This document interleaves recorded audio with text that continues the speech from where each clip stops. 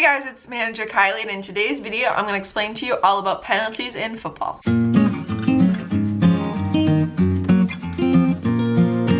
So today I'm going to go through what are penalties in football, how to know when one is called, and some of the most common different types of penalties that are called in football and the consequences or benefits that come when one is called. But if you guys are interested in more sports administration, coaching tips and drills for your team, definitely hit the subscribe button, turn the bell so you get notified every time I upload. I post a new video every single Wednesday at 2 p.m. Eastern time. So when a penalty is called in football, obviously for people that have been watching football for a long time, they may disagree with what the call is, but it is easy for people that are new to football to know when a penalty is a call. A yellow flag will be thrown on the field, and whichever ref threw that flag will talk to the head ref, and then there will be some hand signals. If you're watching NFL, they will actually fully explain what the penalty is. They will let you know what penalty happened, so whether it was like false start, they will tell you what was done wrong, what number player did that thing wrong.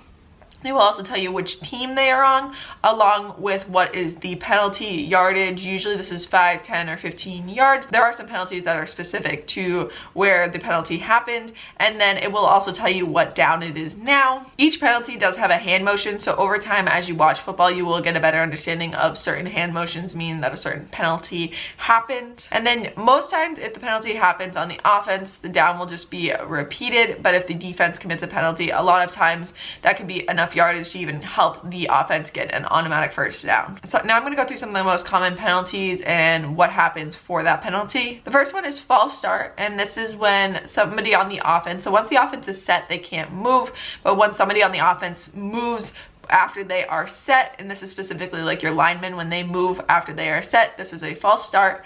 This stops the play before the play even happens, and this is a 5-yard penalty. The next one is similar to false start, but it's on the defense, and this is encroachment. So if somebody on the defensive line jumps up, they can be moving around, they don't have to be set, but if they jump up and touch another player on the offense, so if they jump over the line of scrimmage and are touching a player on the offense, this is 5 yards against the defense, so it's positive 5 yards for the offense, so they are moving up. Instead of it being 1st and 10, it is now 1st and 5. The next one is offsides, and this can happen to either team, and this just means a player lined up across the line of scrimmage and lined up offsides. This will also call the play dead and is a 5-yard penalty. Another one of the penalties that can happen before the play even happens is delay of game, and this happens when the play clock runs to 0 without the offense snapping the ball. So the offense has to snap the ball before the play clock runs to 0, and this is also a 5-yard penalty. Now some of the penalties that can happen during play is holding.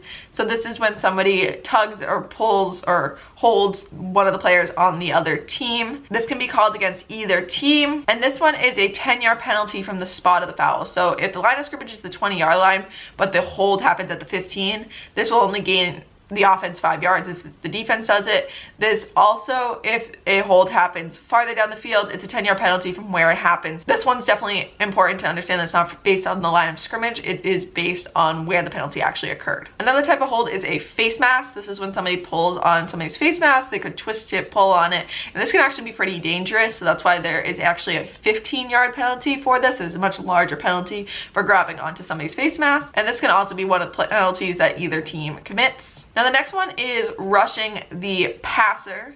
So the quarterback is kind of protected, and once they throw the ball, they cannot be hit, and you cannot use excessive force against the quarterback. So this is one of the ones that gets a little fishy on if you're already running to attack the quarterback, how much time can there be between when the quarterback passes the ball and then when you hit them? Because if you are already diving at the quarterback and then they immediately pass the ball out of the way, it's kind of hard to stop your body that's already in motion. This one has some gray lines on what is an acceptable amount of time from when the quarterback passes it to when you hit them, but this does come with a 15-yard penalty along with an automatic first down. Similar to this is roughing the kicker or the punter. So when punts, field goals, all that happen, people try to block the punt, block the kick.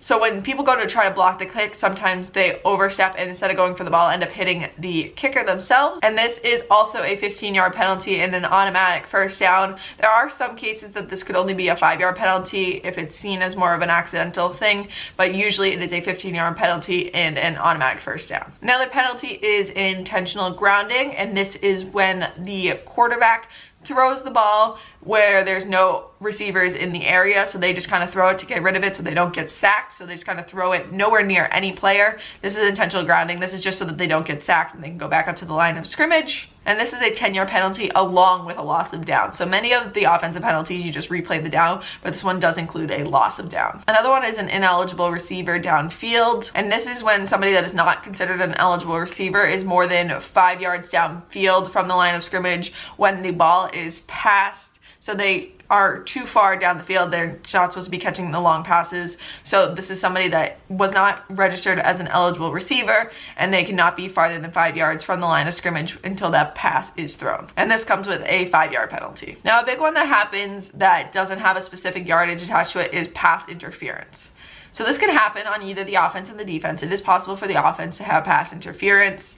Usually that's when they push off their defensive to try to get the ball before the pass is really anywhere near them. For defense, once the pass is thrown, the defender can't really like touch or impede the offensive player from catching the ball or impede them from the path of the ball. So they can't be tripping them, they can't be pulling on them, they can't do anything like that to stop the offensive player from getting to the ball. They can try to block the pass, but they can't really be pushing the offensive player out of the way to stop them from catching the ball. In the NFL, defensive pass interference is a spot foul. So this places the ball where the foul happened, and usually defensive pass interference happens on really long plays. So these could be 70-yard throws. So this could be a huge increase for the offense when this penalty is called. In college and high school, this is usually just a 15-yard penalty, but that is still a pretty significant penalty. If it is offensive pass interference, the penalty for that is 10 yards from the previous line of scrimmage. So those are just some of the main penalties that are called in football. Another big thing to keep track of is where the penalty happens. So if a penalty happens in the end zone or near the end zone, that could influence the amount of yards. If a play like pass interference happens in the end zone, the ball is placed at the 1-yard line.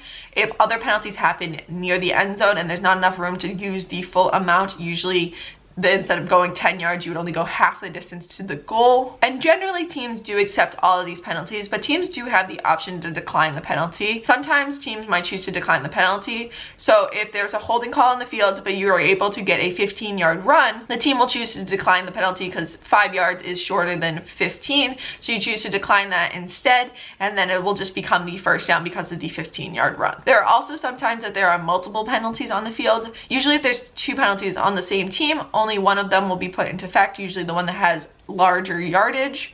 But if there are penalties on opposite teams, there are many times that they will just offset each other and the down will be replayed. Sometimes on occasion there are penalties that will involve multiple penalties being put into place, or that offsetting penalties don't exactly equal, so one of them is accepted. So whether it affects the offense or defense, one of them overrules the other one, and one of them will be accepted even though they're on opposite teams. There are many more penalties in football, but these are just some of the basics. If you guys are interested in learning about how penalties, fouls, anything like that works in any other sport, definitely let me know in the comments down below. If there's any other sport related video that you would like to see on my channel, definitely let me know. But I hope you guys enjoyed watching. Don't forget to like and subscribe if you did, and I will see you guys next Wednesday.